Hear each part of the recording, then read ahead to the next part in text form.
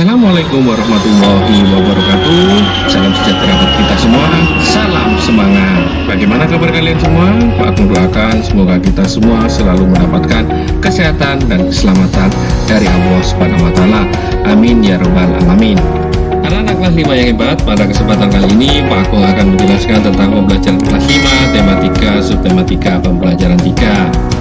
Sebelum kita mulai belajar ini, marilah kita berdoa terlebih dahulu menurut keyakinan kita masing-masing. Berdoa dimulai. Selesai.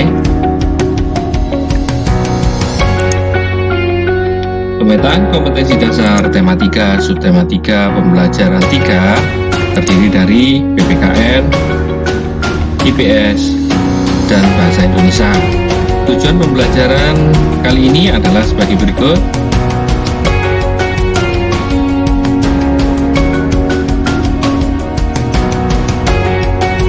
Baik anak-anak, apakah kalian sudah siap untuk menerima materi hari ini dari Pak Agung?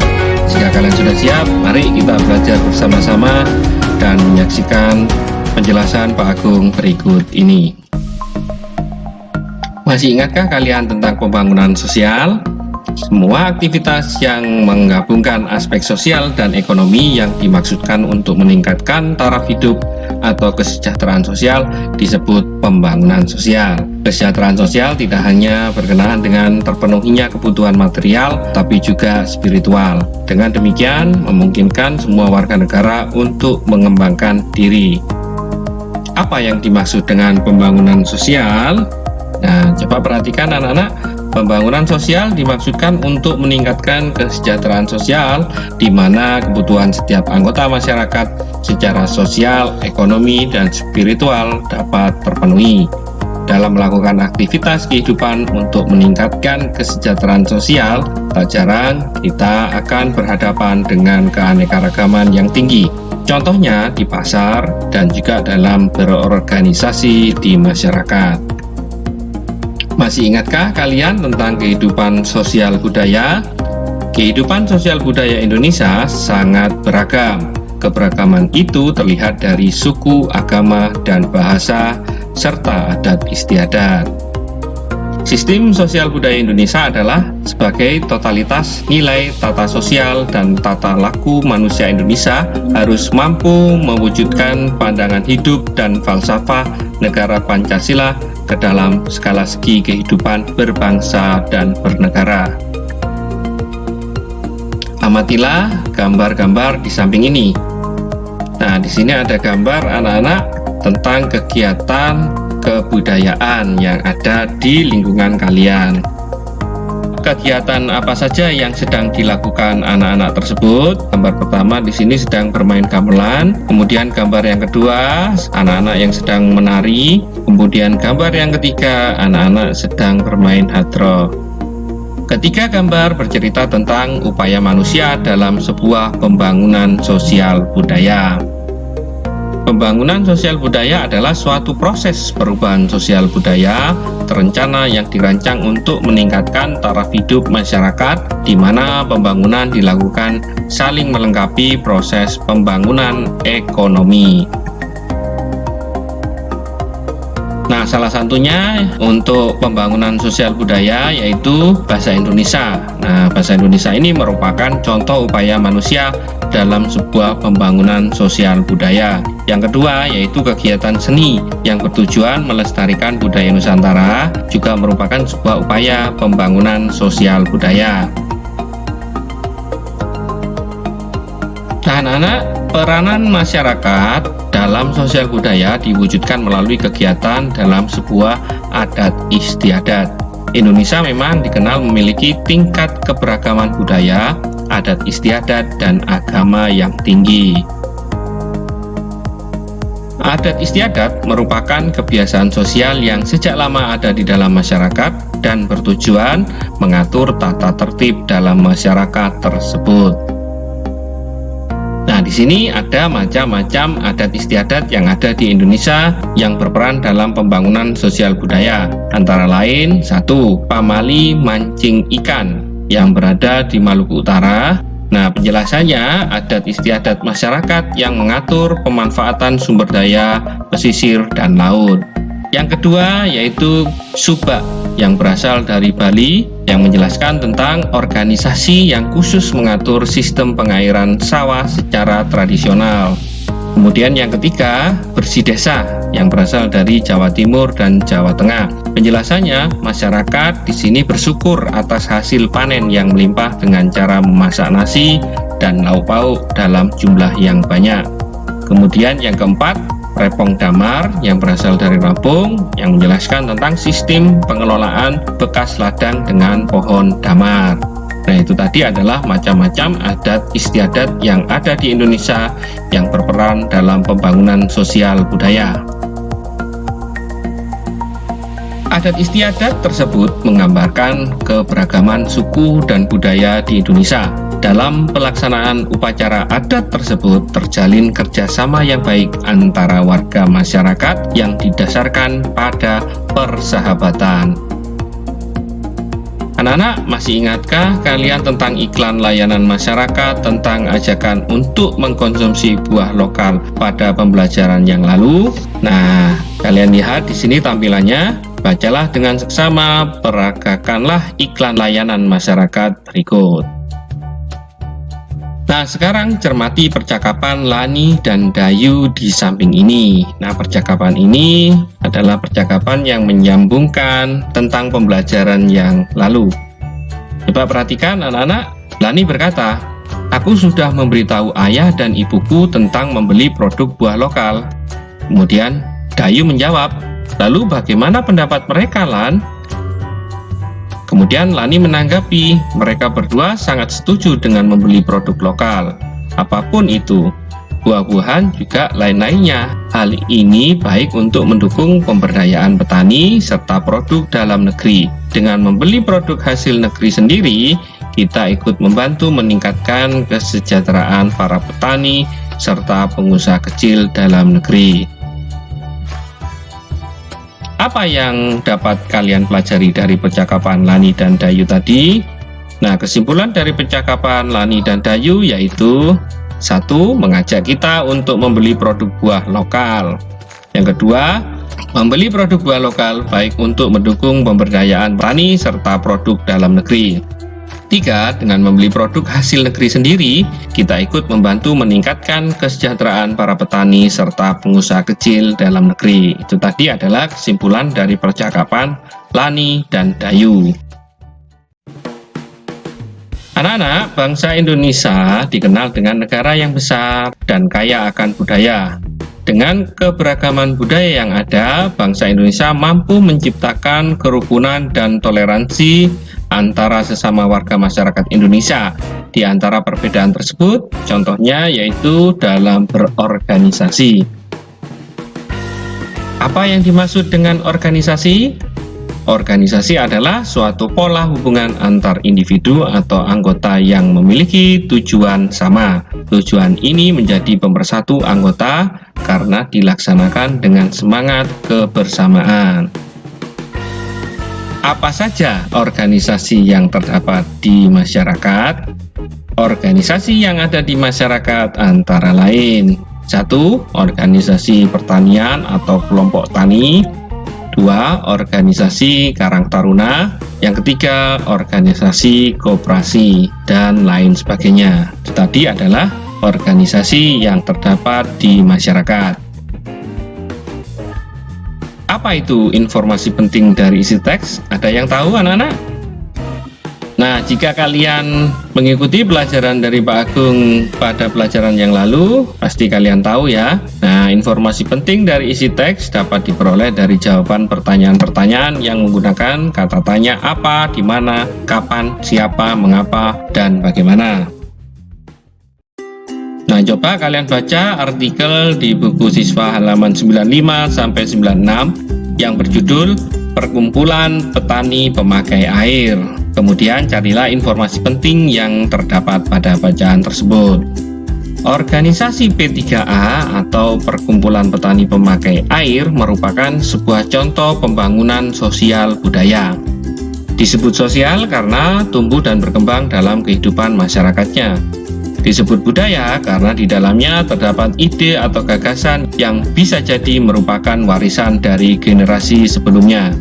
Inilah yang mendasari pembangunan sosial budaya yang memang dirancang untuk meningkatkan taraf hidup masyarakat di dalamnya. Nah, sekarang anak-anak, kalian lakukan identifikasi terhadap bentuk-bentuk keberagaman yang kamu temukan pada bacaan tadi. Berikanlah penjelasan untuk setiap keragaman yang kamu temukan.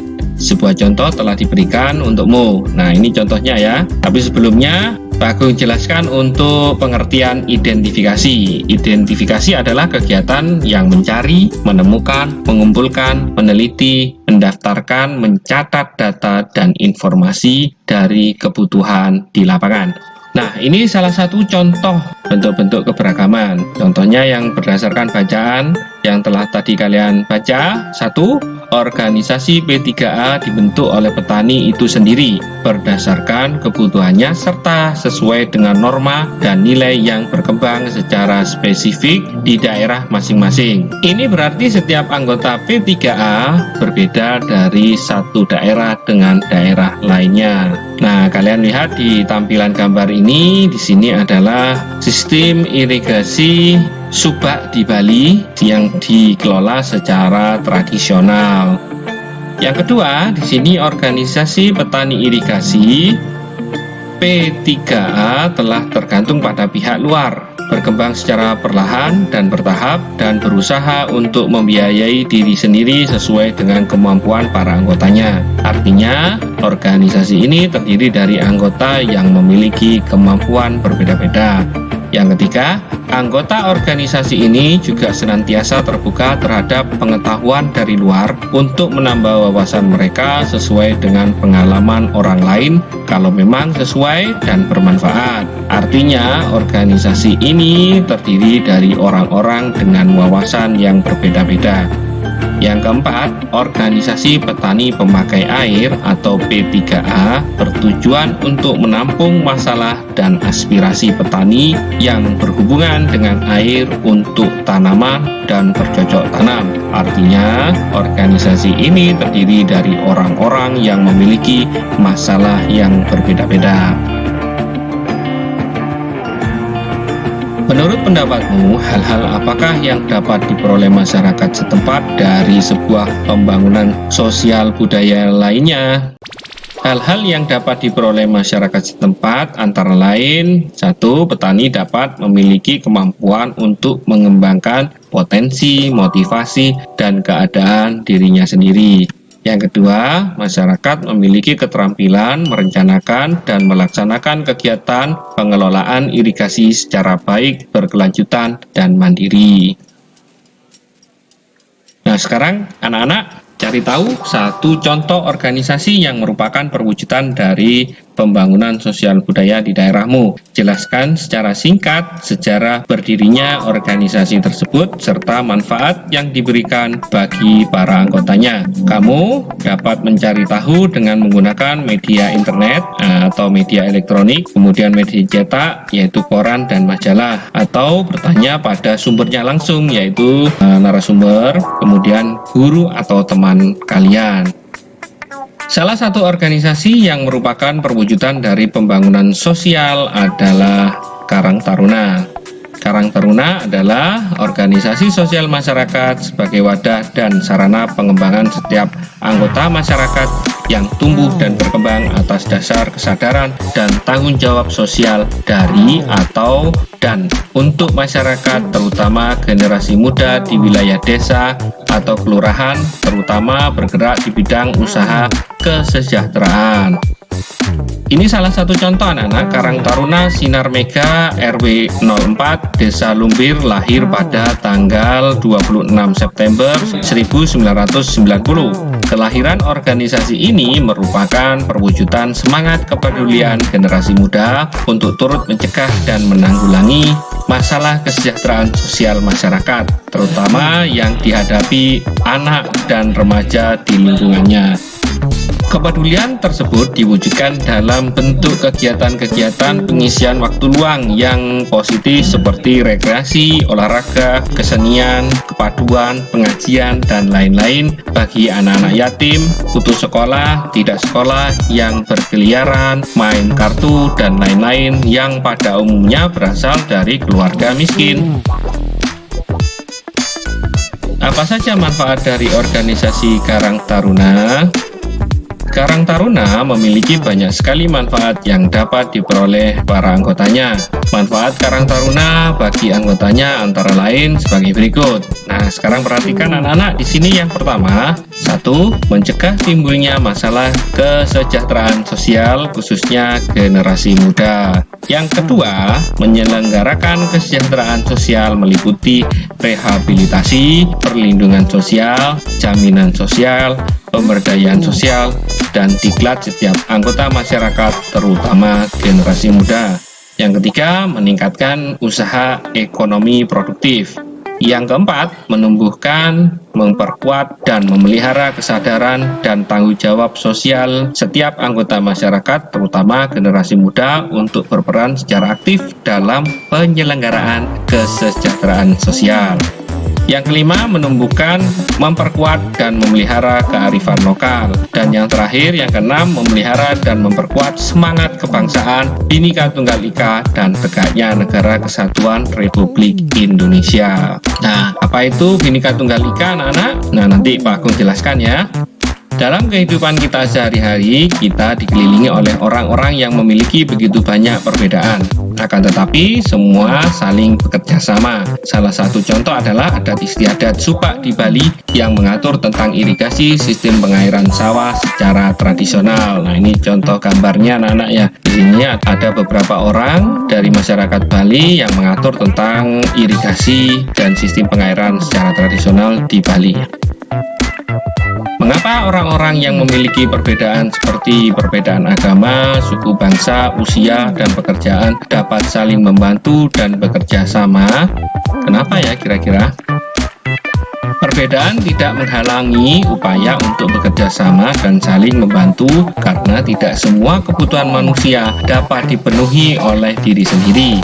Pada dasarnya, anak-anak, manusia itu adalah makhluk sosial yang selalu membutuhkan manusia lainnya. Coba amati gambar berikut ini. Nah, di sini ada gambar berbagai macam kesenian atau adat istiadat dari daerah-daerah di Indonesia.